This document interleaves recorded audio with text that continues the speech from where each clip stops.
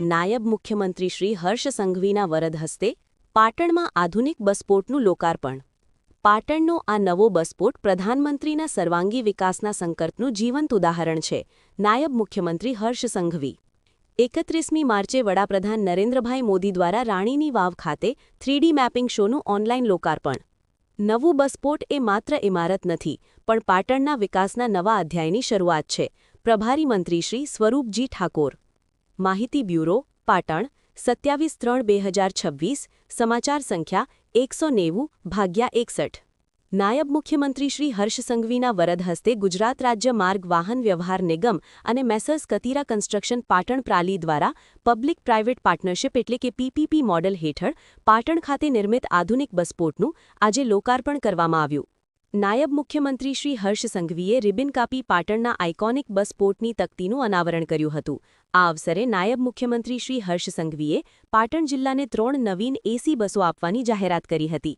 બસપોર્ટના લોકાર્પણ બાદ નાયબ મુખ્યમંત્રી શ્રી હર્ષ સંઘવી નગરદેવી કાલિકા માતાજીના મંદિર પહોંચ્યા હતા, જ્યાં તેમણે માતાજીની પૂજા અર્ચન કરી આશીર્વાદ મેળવ્યા હતા। નાયબ મુખ્યમંત્રી શ્રી હર્ષ સંઘવીએ જણાવ્યું કે આદરણીય પ્રધાનમંત્રી શ્રી નરેન્દ્રભાઈ મોદીએ ગુજરાતના સર્વાંગી વિકાસનો સંકલ્પ લીધો હતો અને રાજ્યના દરેક ખૂણે સુવિધાઓ પહોંચે તે દિશામાં સતત કાર્ય થઈ રહ્યું છે। પાટણનો આ નવો બસપોર્ટ એ જ સંકલ્પનું જીવંત ઉદાહરણ છે। કાલથી અહીંથી દરરોજ કુલ 850 અરાઇવલ અને ડિપાર્ચર સાથે બસોની અવરજવર શરૂ થશે, જેના દ્વારા 20,000થી વધુ મુસાફરોને સીધો લાભ મળશે। રાજ્ય સરકાર 2027 સુધી રોજના 30 લાખ મુસાફરોને એસટીની સુવિધા પૂરી પાડવાનો મક્કમ નિર્ધાર લઈને આગળ વધી રહી છે। આ બસપોર્ટ માત્ર સુવિધા નહીં પરંતુ પાટણની નવી ઓળખ અને ગૌરવનું પ્રતીક છે। આ આધુનિક વ્યવસ્થાને જાળવી રાખવા માટે દરેક નાગરિકનો સહયોગ અનિવાર્ય છે। ખાસ કરીને સ્વચ્છતા જાળવવી આપણી સૌની જવાબદારી છે। કચરો કચરાપેટીમાં નાખીને આપણે આ સુવિધાને વધુ સુંદર અને વ્યવસ્થિત બનાવી શકીએ છીએ। આગામી 31મી તારીખે દેશના લોકપ્રિય વડાપ્રધાન શ્રી નરેન્દ્રભાઈ મોદી ઉત્તર ગુજરાતના પ્રવાસે આવી રહ્યા છે, જ્યાં વિશ્વવિખ્યાત રાણીની વાવ ખાતે 3D મેપિંગ શોનું લોકાર્પણ થશે। આ ઉમેરો પાટણની વૈશ્વિક ઓળખને વધુ મજબૂત બનાવશે। ચાલો આપણે સૌ મળીને પાટણના વિકાસ અને ગૌરવને નવી ઊંચાઈએ પહોંચાડવાનો સંકલ્પ કરીએ। મંત્રી શ્રી સ્વરૂપજી ઠાકોરે જણાવ્યું કે આજે પાટણ માટે ગૌરવ અને આનંદનો ઐતિહાસિક દિવસ છે। નવા બસપોર્ટનું લોકાર્પણ માત્ર ઇમારતનું ઉદ્ઘાટન નહીં પરંતુ લોકોની સુખાકારી અને વિકાસના નવા અધ્યાયની શરૂઆત છે। આ આધુનિક સુવિધા લાખો મુસાફરોને આરામદાયક, સુરક્ષિત અને સુવિધાસભર પ્રવાસનો વિશ્વાસ આપશે અને પાટણને નવી ઓળખ આપશે। તેમણે ઉમેર્યું કે આ બસપોર્ટ સામાન્ય નાગરિકો માટે ગૌરવનું પ્રતીક છે, જેને સ્વચ્છ, સુરક્ષિત અને સુંદર રાખવાની જવાબદારી આપણી સૌની છે। નવીન બસપોર્ટ અંદાજે 15,974 ચોરસ મીટર વિસ્તારમાં ફેલાયેલું છે અને આશરે ₹17 કરોડના ખર્ચે નિર્માણ પામ્યું છે। આધુનિક સુવિધાઓથી સજ્જ આ બસપોર્ટમાં મુસાફરોને આરામદાયક અને સુરક્ષિત મુસાફરીનો અનુભવ મળશે। આ પ્રસંગે ધારાસભ્ય Shri Lavingji Thakor, Shri Alpesh Thakor, Shri Kirit Patel, Shri Balwantsinh Rajput, Banaskantha range IG Shri Parikshita Rathod, collector Shri Tushar Bhatt, જિલ્લા વિકાસ અધિકારી શ્રી CL પટેલ સહિત અધિકારીશ્રીઓ, પદાધિકારીશ્રીઓ અને મોટી સંખ્યામાં લોકો ઉપસ્થિત રહ્યા હતા। આ બસ ટર્મિનલ માત્ર કોન્ક્રીટ અને સિમેન્ટથી બનેલું બાંધકામ નથી, પરંતુ લાખો મુસાફરોની સુખાકારી, સુરક્ષા અને સુવિધાનો જીવન સંકલ્પ છે। આ આધુનિક બસ ટર્મિનલ આજે પાટણના વિકાસની નવી ઓળખ બની રહ્યું છે। આશરે 17 કરોડના ખર્ચે બનેલ આ ટર્મિનલ હવે દરેક સામાન્ય નાગરિક માટે ગૌરવનું પ્રતીક બનશે। ગુજરાતના કુલ ગામડાઓ પૈકી 99%થી વધુ ગામડાઓને એસટી નિગમની સેવાઓથી સાંકળી લેવામાં આવેલ છે। નિગમ મુસાફરોને સમયસર અને આરામદાયક સલામત મુસાફરી પૂરી પાડવાના ધ્યેય સાથે કામ કરે છે। વિવિધ યોજનાઓ થકી ગુજરાતના છેવાડાના માનવીને પોતાની સેવા આપી એસટી નિગમ દ્વારા લોકો પ્રત્યે સામાજિક જવાબદારી અદા કરવામાં આવે છે। લુખ્ખાઓ, ટકોરીઓ અને અસામાજિક તત્વોના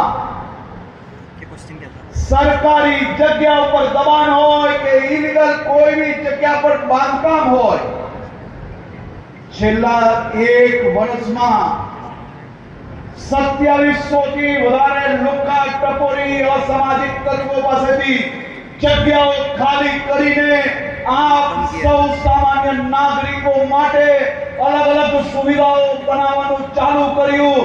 10થી વધારે જગ્યાઓ પર ક્યાંક પોલીસ સ્ટેશન બન્યા, તો ક્યાંક સામાન્ય નાગરિકો માટે પીએચસી સીએચસી બનાવીને એમની સ્વાસ્થ્યની ચિંતા કરવામાં આવી.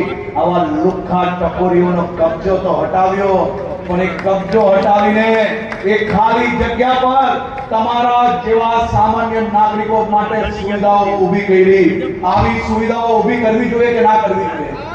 ખૂણે ખૂણેથી શોધવાનું કામ તમારો આ દીકરો તમારા આશીર્વાદથી ગુજરાતના ખૂણે ખૂણે કરતો રહેશે.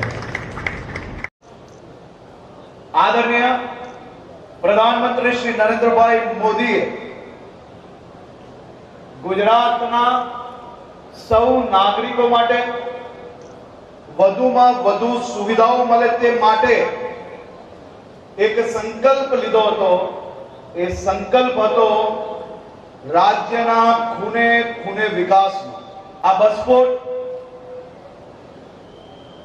કાલથી ટોટલ 850 ટ્રીપ, એટલે કે 850 ટ્રીપ અરાઇવલ અને ડિપાર્ચર કાલના દિવસથી પાટણના નાગરિકો માટે અહીંયાથી 850 બસો આવશે અને ઉપડશે.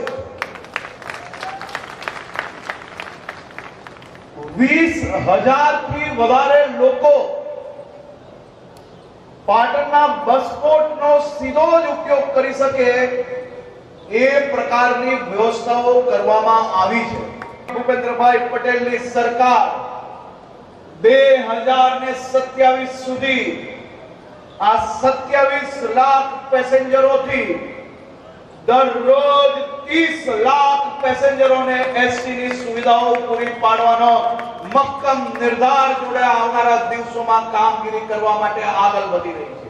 તમારે આને બસપોર્ટ જેવું બસપોર્ટ રાખવું હોય તો તમારે અમને સહયોગ આપવો પડશે, અને એ સહયોગ છે માત્ર ને માત્ર તમે જે કચરો નાખવા માંગો છો એ કચરા પેટીમાં નાખો. આ કચરા પેટી તમારી સુવિધા માટે છે. આ 31મી તારીખે દેશના વડાપ્રધાન, આપના નેતા અને સર્વત્ર લોકપ્રિય નેતા શ્રી નરેન્દ્રભાઈ મોદી જ્યારે ઉત્તર ગુજરાત આવી રહ્યા છે, અને આ રાણીની વાવ આજે બી દુનિયાભરના લોકો જોવા આવે છે, પણ આ રાણીની વાવમાં એક વધુ ઉમેરો થઈ રહ્યો છે.